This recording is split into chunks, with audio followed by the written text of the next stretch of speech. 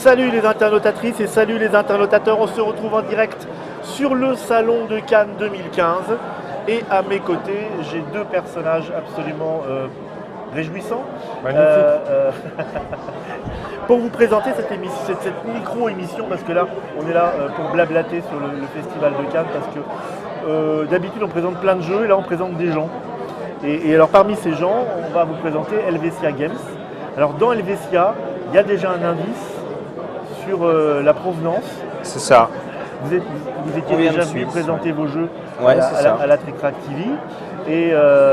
Et après ça, vous avez donc décidé de continuer à en faire. Ouais, c'est surtout grâce à la Trick Track Télé où on s'est dit tiens, c'était trop cool si on pouvait y retourner. Et tu nous as amené donc un partenaire, parce que c'est pas quelqu'un de la boîte. Non. C'est monsieur Ismaël Pomaz. Alors là, vraiment, lui, on l'a. Toi, t'es jamais venu à la Trick Track? Jamais, première. Voilà, première fois. Ouais. Donc, parmi tous les illustrateurs qu'on a reçus, enfin, il est là et il a fallu que tu le monotes quasiment. C'est ça, il voulait pas. Il m'a traîné. Je crois que c'est quand je lui ai demandé de porter la robe qu'il a refusé au début. Et après, il a eu peur. C'est vrai que les conditions étaient assez différentes. Voilà. Bon, alors, vous êtes venu ici. Bon, j'imagine qu'on n'a pas le temps de circuler encore beaucoup. Tu as un stand. C'est ça, ouais. Sur le festival. Qu'est-ce que tu es venu présenter cette année? Alors on est venu... Là, tu es venu les mains vides. Je suis venu les mains vides parce que les jeux sont en train d'être joués, parce qu'on est venu avec une Unita qui est sortie au mois de juin. Ouais. D'ailleurs, Ismaël a fait le plateau, c'est pour ça qu'il est là. Ouais. On est venu avec... C'est pas parce que tu le trouves sympa. Aussi. Il se trouve que je travaille avec les gens que j'aime, tu sais. On est venu aussi avec les extensions d'Helvetia Cup, où il y a eu un Kickstarter qui a relativement bien marché, entre autres grâce à toute la communauté Trick Track, donc c'était très cool. Et on s'est dit que c'était une bonne idée de venir présenter ici l'avancée des travaux. Le jeu n'est pas encore très maintenant sorti tout de suite, mais ça devrait venir assez vite. Et puis on est... Pardon ? C'est-à-dire assez vite. C'est-à-dire qu'on devait lancer la production ici, mais on a eu un problème avec l'autre illustrateur. Je travaille avec deux illustrateurs, c'est Lorenzo Mastroianni et Ismaël. Ouais. Et Lorenzo a eu un souci de délai au niveau des stars qu'on attend pour Helvetia Cup, et donc ça prendra 2 ou 3 semaines de plus. Mais on est dessus à fond là. D'accord, là ça débile carrément. Hein. Ouais. Et puis on est venu avec le tome 4. Ouais. Qui n'a pas de titre. On l'a appelé Carnaval pour le moment parce qu'on ne sait pas à quoi il ressemblera. Alors là, c'est du proto pour l'instant. Et c'est du proto, mais c'est du proto plus parce que les illustrations sont quasiment terminées. C'est de nouveau Ismaël qui a fait les illustrations et Lorenzo aussi pour une partie. Et puis on est venu un petit peu sentir la température, voir si le jeu plaît, voir si... C'est du gros geek, donc... Tu vas venir nous le présenter, le jeu, après, plus... Ouais, bien sûr. Concrètement, bon alors, en quelques mots, qu'est-ce que c'est ce jeu? Alors c'est un... Dans le type des précédents que vous aviez sortis? Oui, c'est plus dans la veine de Chafosa, donc c'est un placement d'ouvriers, mais à méritrage, on va dire. Du placement d'ouvriers à méritrage. Ouais. D'accord. Donc la thématique, c'est qu'on est les 4 plus grands magiciens d'Helvetia. Et on vient se confronter dans un concours de magie où on va utiliser nos sbires et nos esprits et nos fantômes pour aller hanter les mondes et les peuples d'Helvetia le soir de carnaval et essayer d'acquérir le plus de points de terreur possible. Ouais. Donc voilà. D'accord, ça se joue à combien? Ça se joue de 2 à 4. Ouais, on est en train de regarder si on arrive à, comme sur Chafosa, à jouer à 5, c'est pas possible, mais à ajouter des peuples. Donc de ne pas avoir que 4 peuples dans la boîte de base, mais si on arrive à en avoir plus, voilà. D'accord. Prévu pour quand à peu près, tu sais? Au fait, on aimerait terminer le travail sur Helvetia Cup, sur les extensions. Et une fois que le jeu sera livré, on ne sait pas encore si on va passer par du financement participatif ou si on va faire comme d'habitude. De nouveau, on est là pour parler avec le public, le rencontrer, avoir un petit peu leur avis, et puis on décidera après. Tu bosses toujours comme ça, en envoyant des sondes, en expliquant ce que tu fais? Ça devient de plus en plus courant. J'ai pas toujours bossé comme ça, mais de plus en plus, je trouve que on a vu sur Helvetia Cup l'importance, je sais pas, on le dit peut-être pas assez, mais l'importance des critiques et des remarques qui sont sur les forums. Il y a des choses qu'on n'a pas besoin de prendre parce qu'elles sont peu objectives, mais la plupart du temps, même si c'est mal dit, même si c'est dit avec des pincettes, c'est souvent très très utile et ça apporte énormément au jeu parce que quand on est 100 à travailler sur un projet, on voit plus de choses que si on est 2 et c'est très important d'avoir le retour du public avant de lancer un jeu en production parce que là on produit des gros volumes et c'est souvent un risque. Est-ce que c'est quelque chose de C'est dans ton historique de démarche personnelle ou c'est dans l'air du temps, d'après toi, ce genre de façon de faire? C'est un peu des deux. C'est-à-dire qu'au début, tu vois, quand je me suis lancé, j'ai fait un jeu, je ne veux pas dire tout seul, mais avec les auteurs, enfin en circuit fermé. Et puis on a vu que si on avait écouté, si on l'avait fait jouer, on aurait on aurait pu progresser plus vite.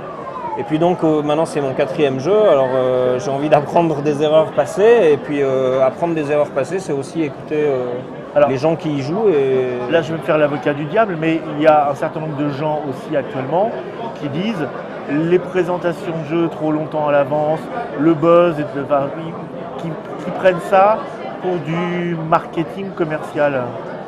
Alors, c'est assez drôle parce que si tu regardes, j'ai fait une news sur Trick Track sur l'espace blogueur pour annoncer les jeux. Non, mais c'est exactement la raison pour laquelle c'est arrivé si tard. C'est que très très longtemps, je me suis dit... Tu pensais comme ça. Est-ce qu'on continue à le faire en privé et on le fait en secret, ou est-ce que vraiment on veut le mettre en avant, donner le nom des auteurs, le titre, les premières images?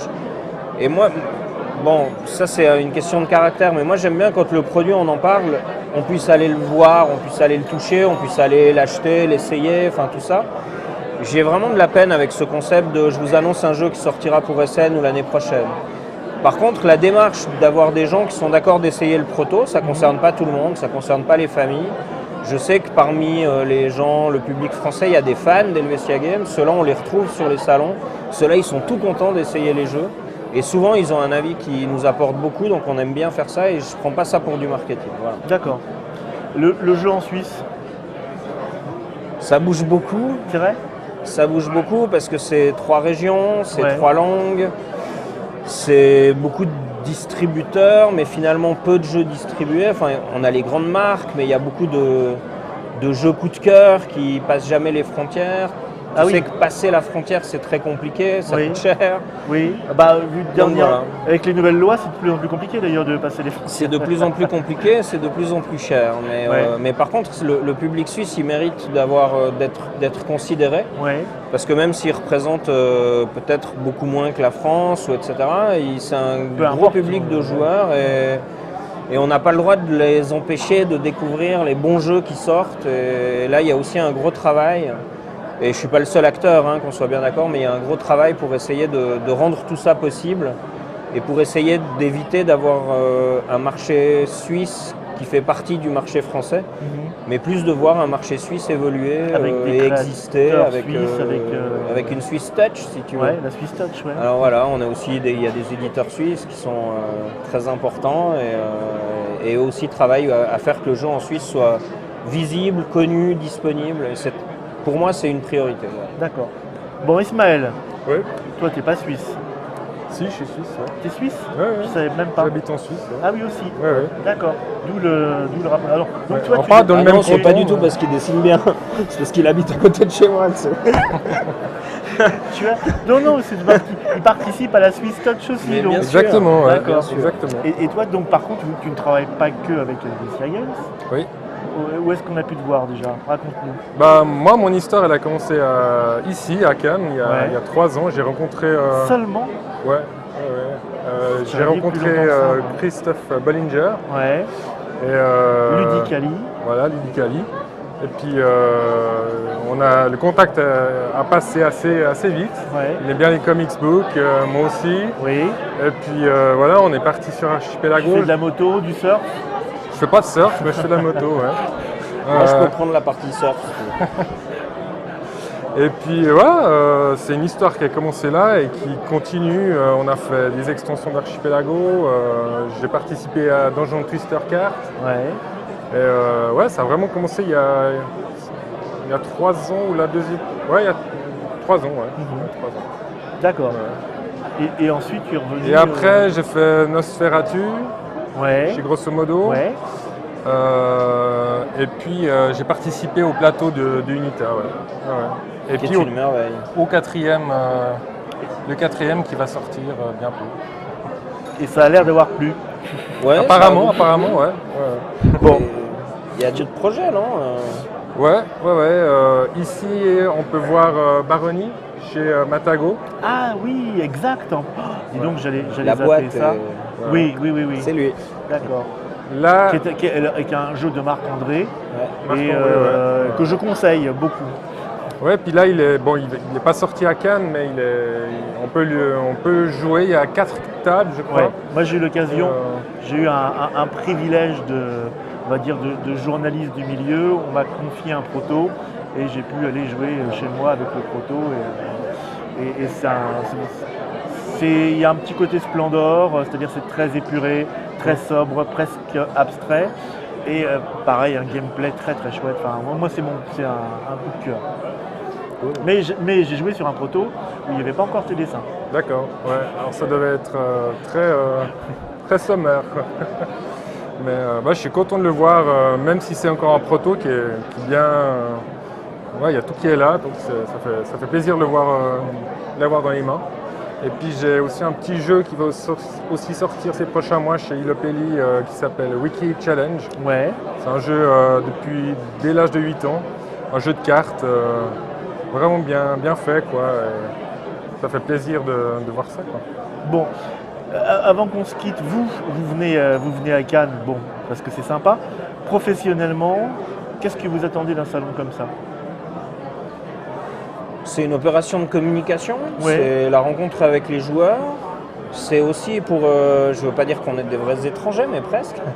C'est aussi l'occasion de voir le public français, parce que c'est un public qui nous est cher, déjà parce qu'ils partagent notre langue maternelle. Et c'est pas Cher toujours dans le le cas. sens. Non, cher dans le sens, on les aime bien. C'est un public aussi très critique, moins superficiel que d'autres, donc il dit assez vite la vérité. Dans le côté hardcore gamer, oui. Ouais, je parle des hardcore. Enfin, moi, c'est un oui. petit peu eux que je rencontre. C'est un quoi. petit peu ton fond de Et donc, commerce. c'est. Voilà, si. J'attends, on est là, on n'a pas pris non plus 5 palettes, hein, on a pris quelques jeux, on les vend si les gens sont intéressés par les acheter, mais c'est surtout pour. Tu vois, on est plus dans une démarche proto, futur, qu'est-ce que vous en pensez, qu'est-ce qu'on peut ajouter. Hier, on a été au off avec un des protos. On a d'ailleurs à midi discuté du changement des dessins, parce qu'ergonomiquement, c'est vrai qu'il y a des gens qui ont apporté des choses intéressantes, donc on regarde si c'est faisable. Donc voilà, c'est plus une opération de com et une opération de rencontre. Ouais. Ouais.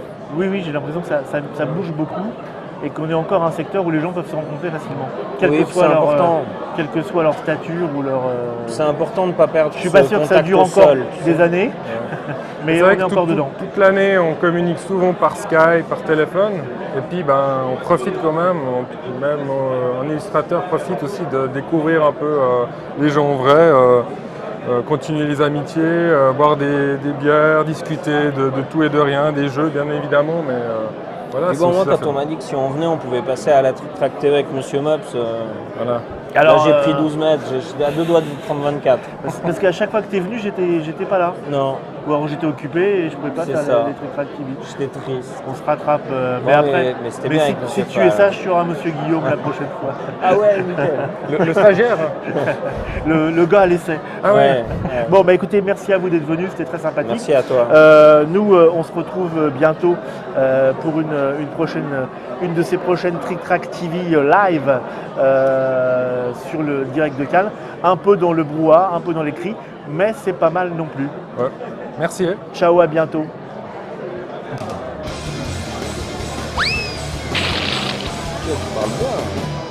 Hein? J'ai pas dit trop de conneries, ça va?